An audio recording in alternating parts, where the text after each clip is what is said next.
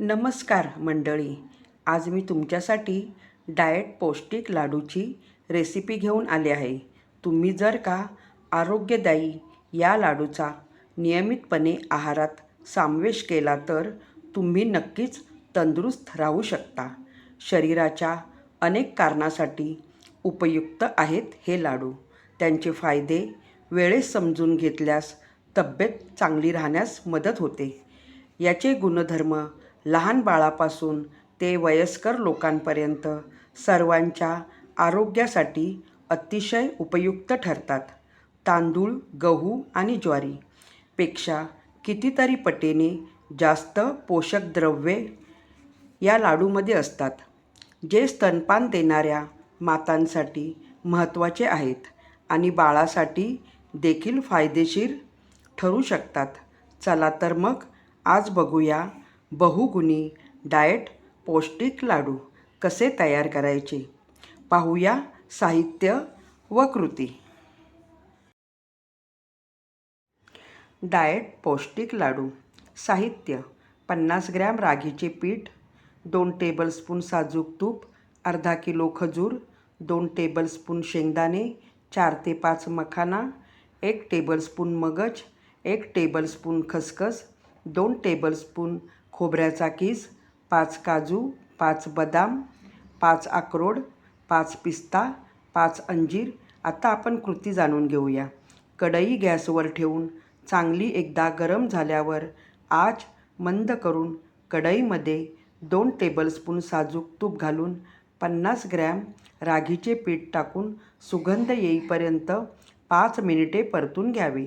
परतून झाल्यावर पीठ काढून थंड करण्यासाठी बाजूला ठेवून द्यावे. आता कढईमध्ये 2 टेबलस्पून शेंगदाणे व 4 ते 5 मखाना घालून भाजून घ्यावेत.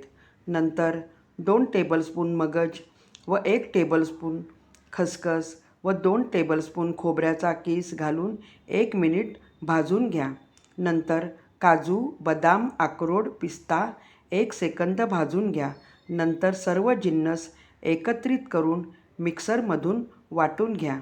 आता सर्व कूट परातीत काढून त्यात भाजलेले रागीचे पीठ घालून व अर्धा किलो खजूर व अंजीर त्यात घालून सर्व हाताने मिक्स करून घ्यावे. नंतर सर्व एकत्रित केलेले मिश्रण पुन्हा एकदा थोडे थोडे घेऊन मिक्सरच्या भांड्यातून वाटून घ्यावे.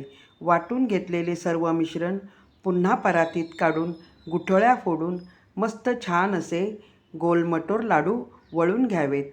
हे लाडू स्तनपान करणाऱ्या मातांसाठी तसेच लहान मुलांपासून ते मोठ्या माणसांसाठी उत्तम असे पौष्टिक खाद्य आहे.